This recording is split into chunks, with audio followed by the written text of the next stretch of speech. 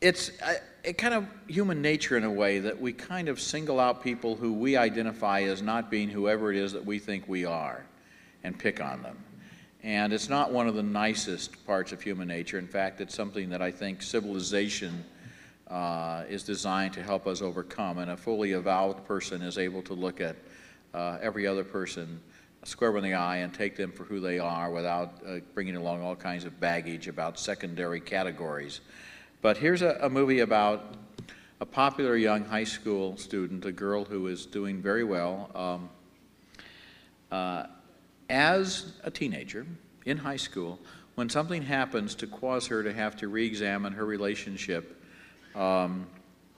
with herself and with her family and with her society, it's extremely thought-provoking.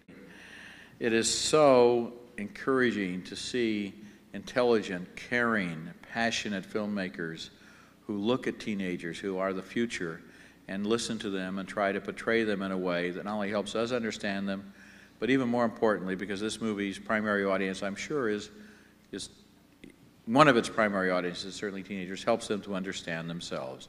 So this is Maryam. This is Ramin Serry, the director, and Shauna Lyon, the producer.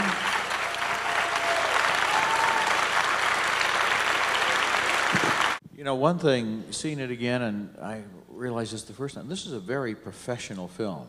The acting is of a very high standard. All of the credits, the screenplay is very, very well constructed to involve all of these disparate elements and get them all to work. Performances, the music, all works. It doesn't look like a film that is by a first feature director. You've made short subjects. It's your first feature film. It looks very self-confident and assured. What was the genesis of this film? How did it begin to develop in your minds? Well, obviously it's a very personal story. At the time of the hostage crisis, I was younger than the character of Mariam. I was about 8 years old, 9 years old, and so I understood even less than the character of Mariam at the time. And yet the ridicule that I was subjected to lasted through junior high years and changed my personality. I always felt a stigma attached to my cultural identity, being Iranian. I never felt as though I quite fit in because of, such a traumatic experience. And it was only when I became a young adult and into my college years that, of course, naturally being separated for the first time from my parents, I started to yearn for a connection to them, my extended family, and the culture, and try to understand who I am in this society, and I could trace everything back to these events of 1979. And then speaking with other Iranians in the United States, I started to realize that there were all these stories that people had and were telling me one-on-one, but were similarly ashamed to make public. And I realized that this is a story that millions of Iranians share. No matter where they were in the world, they were affected by this event, and I wanted to preserve this piece of history, which I felt was so important for everyone in the United States, and present it with an optimistic point of view, and a sober point of view, one that highlighted the humanism in each of the characters and any of the characters, no matter what side of the political spectrum they might be on. Singling out members of various ethnic minorities and persecuting them or ridiculing them is an ancient American tradition. I was reminded today watching the film, and I didn't think of this before today.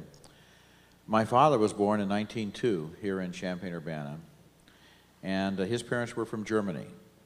And of course, then we were in the First World War.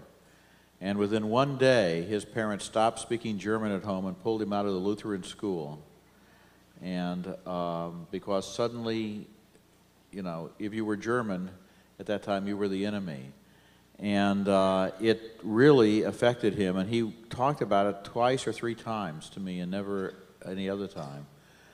But it's just you go on with ethnic and racial groups in America, and you find, for goodness sake, if we're not Native Americans, none of us came from here.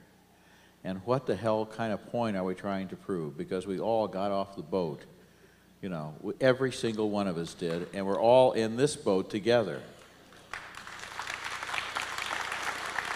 And, you know, when I see a film like this, it brings tears to my eyes because I'm sure it did really affect you, although also it gave you a subject for a film. But on the other hand, that wasn't a consolation when you were a kid in school. Are there questions from the audience? We have microphones both above and below. Put up your hand and somebody will find you with a microphone. My question is, how much did the film cost to make, and how did you raise funding for it? They won't tell you. Let me. We can't actually They tell never you will. that. It was less than $10 million, and It was less than $1 million. okay, it was less than $1 million, and we raised the money privately through family and friends. And as an unproven director with no track record, fresh out of film school, I can tell you that that's usually the situation. It's very difficult. And the subject matter was such a difficult sell. I had a professor who read the script and said, you know, it's really great, but you're never going to get anybody to invest any money in it because you've got Iranians as the stars. And this is like my most, you know, trusted professor. So I was determined to prove him wrong. And You know, the one thing that you also proved, probably to the relief of your investors, is that you really can make a good movie. And this would also be very important, I think, in terms of your next projects, because you can show this to anyone and they know that they're dealing with professionals. Yeah. We'd like to say that we really enjoyed your film. I'm over here. It's always funny because we can always hear you, but we never know where you are. We're over here. And your casting was absolutely superb. What we'd like to know is how long did it take to make the film? We started pre-production in June of 1998, and then we shot the film for 25 days in October of '98. Then we edited for a while, and then we took a hiatus to look for some more money. We finished the film in December of 1999. One thing I mentioned in my review from Hawaii is that you didn't turn the parents into broad stereotypes. I mean, it is a cliche in other movies with similar themes, not Iranian necessarily, but of any film where the parents are first generation tends to caricature them into rigid, unyielding, old-fashioned, out-of-touch people. These people are essentially very reasonable, and they love their daughter and they care for her, and they're a little strict, you know, but it's okay to be a little strict. I found that it was very interesting, the humanity that you brought to those two characters. I think that much of that is based on the relationship that I have with my parents, and also that my dad had final script approval.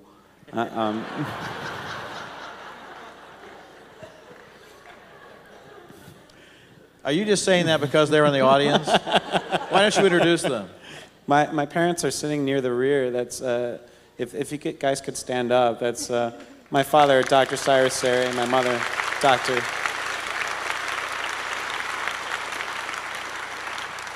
Shauna, you must have some relatives My here. mother is here. Where's my mom? Hello, Tish Mom. Lyon. She's There she is. And my aunt, Mariam, is here as well. My aunt, I don't know where she's sitting, but hi. We want to ask you to come back at 7 o'clock for Such a Long Journey, and at 10 o'clock for Stories from the Second Floor, and all day Friday and Saturday and Sunday too. Thank you very much. Thank you. Thank you. Congratulations once again.